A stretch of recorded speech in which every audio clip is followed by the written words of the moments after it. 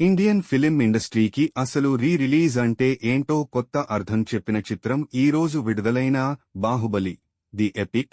Baahubali the epic ఇప్పటి వరకు వచ్చిన రిలీజ్ సినిమాలన్నీ ఏదో అభిమానుల ప్రేమని క్యాష్ చేసుకోవడానికి రిలీజ్ అయినవే కాని ఇన్నేళ్ల తర్వాత మరోసారి రిలీజ్ అవుతున్న సినిమా ఆడియన్స్ కి సరికొత్త అనుభూతి కలిగించేలా ఏదో ఒకటి చేయాలి అనే తపనతో రిలీజ్ అయిన సినిమా ఒక్కటి కూడా లేదు. కానీ రాజమౌళి అలా కాదు. 10 ఏళ్ల తర్వాత బాహుబలిని ప్రేక్షకుల ముందుకు తీసుకొస్తున్నాం, మన వైపు నుండి వాళ్లకు బెస్ట్ థియేట్రికల్ అనుభూతిని అందించాలి అనే పట్టుదలతో ఆడియన్స్ ఇప్పటివరకు చూడని కొత్త సన్నివేశాలతో 2 భాగాలను కలిపి ఒక అద్భుతమైన సినిమాగా మన ముందుకు తీసుకొచ్చాడు.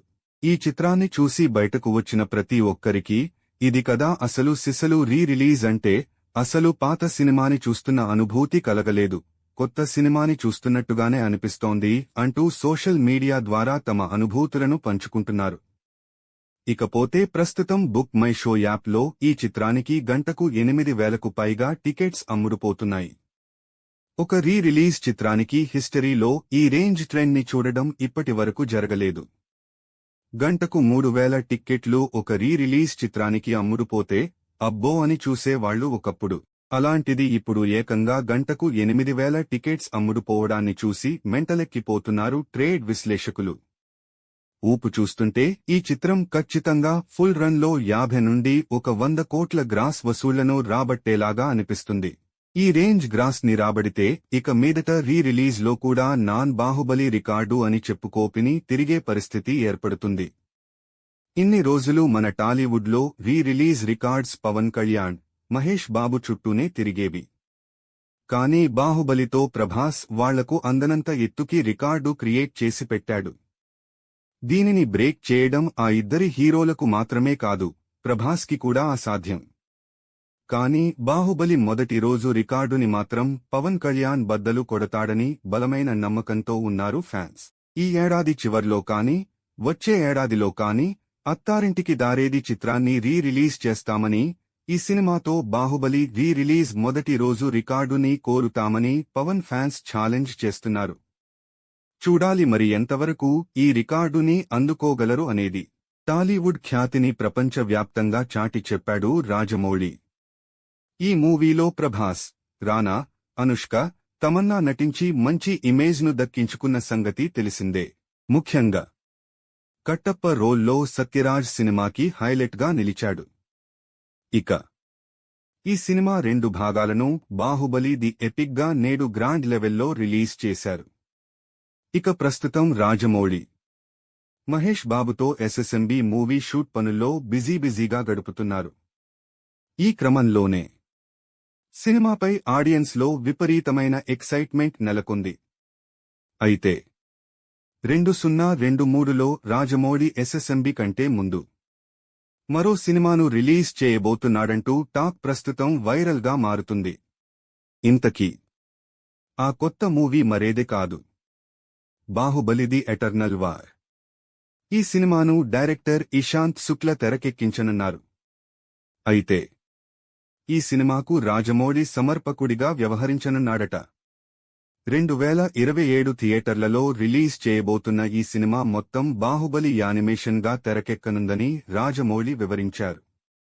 దేశ రాక్షసులు యుద్ధంలో బాహుబలి ప్రమేయం ఎలా ఉంటుందనే విషయంపై మహావతార్ లాంటి యానిమేషన్ సినిమా రానుందంటూ రాజమౌళి చెప్పుకొచ్చాడు. రాజమౌళి అనౌన్స్మెంట్తో అభిమానుల్లో ఆసక్తి మరింతగా పెరిగింది. బాహుబలి సినిమా భాష సరిహద్దులు, దేశ సరిహద్దులను దాటేసి ప్రపంచవ్యాప్తంగా సక్సెస్ అందుకుంది. మరి బాహుబలి పేరుతో రాబోతున్నది ఎటర్నల్ వార్ ఎలాంటి హైప్ను క్రియేట్ చేసుకుంటుందో, రిలీజ్ అయిన తర్వాత ఏ రేంజ్లో కలెక్షన్లో రాబడుతుందో చూడాలి. ఇక నేడు గ్రాండ్ లెవెల్లో రిలీజ్ అయిన బాహుబలి మరోసారి ఆడియన్స్ను ఆకట్టుకుంటుంది. చూసేసిన కథ అన్నట్లు కాకుండా ఎక్కడ బోర్ కొట్టకుండా రాజమౌళి థియేట్రికల్ విజువల్స్ అదిరిపోయేలా ప్రేక్షకులను ఎంటర్టైన్ చేసేలా డిజైన్ చేశారు. ఈ క్రమంలోనే సినిమాపై పాజిటివ్ రివ్యూస్ వ్యక్తమవుతున్నాయి.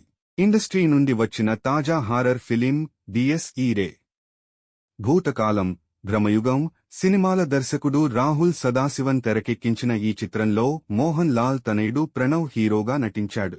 కొచ్చిలో ఒక రిచ్ ఫ్యామిలీకి చెందిన యువకుడు రోహన్, ప్రణవ్ మోహన్ లాల్ సరదాగా స్నేహితులతో పార్టీ చేసుకుంటూ ఉండగా తన ఎక్స్ గర్ల్ ఫ్రెండ్ కని సుస్మిత భట్ సూసైడ్ చేసుకుని చనిపోయిందని తెలుసుకుంటాడు.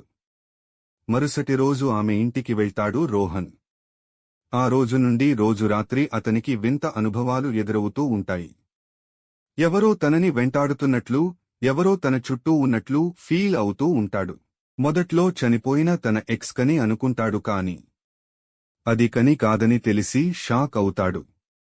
ఇంతకీ రోహన్ను ఫాలో అవుతున్న దెయ్యం ఎవరు? దానుండి రోహన్ ఎలా బయటపడ్డాడు? అందుకు సహాయపడింది ఎవరు? వంటి ప్రశ్నలకు సమాధానమే ఈ చిత్రం. నటీనటుల పనితీరు, ప్రణవ్ మోహన్ లాల్ స్క్రీన్ ప్రెజెన్స్, అతడి హావభావాలు సినిమాకి మెయిన్ ఎస్సెట్. ముఖ్యంగా భయాన్ని ఫీలయ్యే సన్నివేశాల్లో భలే నటించాడు. అతడి భయాన్ని, కంగారుని ప్రేక్షకులు కూడా ఫీలయ్యేలా చేశాడు ప్రణవ్. పాపం పేరుకే హీరోయిన్ కాని సుస్మిత భట్ ఫోటోల్లో తప్ప మనిషిగా కనిపించేది ఉండదు. అయినా ఆమె పాత్ర చుట్టూనే సినిమా మొత్తం తిరుగుతూ ఉంటుంది కాబట్టి ఆమె ప్రెజెన్స్ను ఫీలవుతాం. జిబిన్ గోపీనాథ్ పాత్ర హారర్తో పాటు కామెడీని కూడా పండించింది. స్క్రీన్ ప్లే ముందుకు సాగడంలో అతడి పాత్ర కీలకంగా మారిన విధానం అలరిస్తుంది. ఇక జయకురూప్ ఈ సినిమాకి సర్ప్రైజ్ ప్యాకేజ్. ఆమె క్యారెక్టర్ ప్రెడిక్టబుల్ గానే ఉన్నప్పటికీ సదరు క్యారెక్టర్ను ఆడియన్స్ భీభత్సంగా ఎంజాయ్ చేస్తారు. సాంకేతిక వర్గం పనితీరు, టెక్నికల్ గా చాలా స్ట్రాంగ్ సినిమా ఇది. సౌండ్ డిజైన్ కానీ, మిక్సింగ్ కానీ, ఎస్ఎఫ్ఎక్స్ కానీ ఆడియన్స్ కి అద్భుతమైన సినిమాటిక్ ఎక్స్పీరియన్స్ ఇవ్వడంలో సక్సెస్ అయ్యారు. సినిమాటోగ్రాఫర్ షహనాద్, మ్యూజిక్ డైరెక్టర్ క్రిస్టో జేవియర్లను ఈ విషయంలో ఖచ్చితంగా మెచ్చుకోవాలి. తమ బెస్ట్ అవుట్పుట్ ఇచ్చారు. సౌండ్ డిజైన్ అయితే పీక్ లెవెల్లో ఉంది. ముఖ్యంగా లేడీస్ హెయిర్ క్లిప్తో క్రియేట్ చేసిన సౌండింగ్ బాగుంది. అలాగే డోర్ తెరుచుకున్న గాలికి కర్టెన్ ఊగే సన్నివేశాలు భలే వర్కౌట్ అయ్యాయి. అలాగే మేకప్ టీం కూడా తమ బెస్ట్ ఇచ్చారు. కని డెడ్ బాడీ, కని తమ్ముడు కాళ్లు విరిగిపోయే సీక్వెన్సుల్లో ప్రాస్థెటిక్ వర్క్ వేరే లెవెల్లో ఉంది. అంత నేచురల్గా ఈ మధ్య కాలంలో ఇండియన్ మూవీస్లో మనం చూడలేదు అనే చెప్పాలి. దర్శకుడు రాహుల్ సదాశివన్ ఒక సింపుల్ స్టోరీని క్రేజీ టెక్నికాలిటీస్తో చెప్పాడు. ముఖ్యంగా సీన్ కంపోజిషన్ అనేది సినిమాకి కీ ఎస్సెట్. అవి హారర్ సీన్స్ కావచ్చు, భయాన్ని క్రియేట్ చేసే విధానం బాగుంటుంది. ట్విస్ట్ కూడా ఊహించేదే అయినప్పటికీ అందులో ఎమోషన్ ఎలివేట్ చేసిన విధానం దర్శకుడిగా అతడి పనితనానికి ప్రతీకగా నిలుస్తుంది. ముఖ్యంగా రాహుల్ మునుపటి సినిమాలు భూతకాలం, భ్రమయుగం ఎక్స్పీరియన్స్ చేసిన ఆడియన్స్ కు డిఎస్ ఈరే కూడా అదే స్థాయిలో నచ్చుతుంది.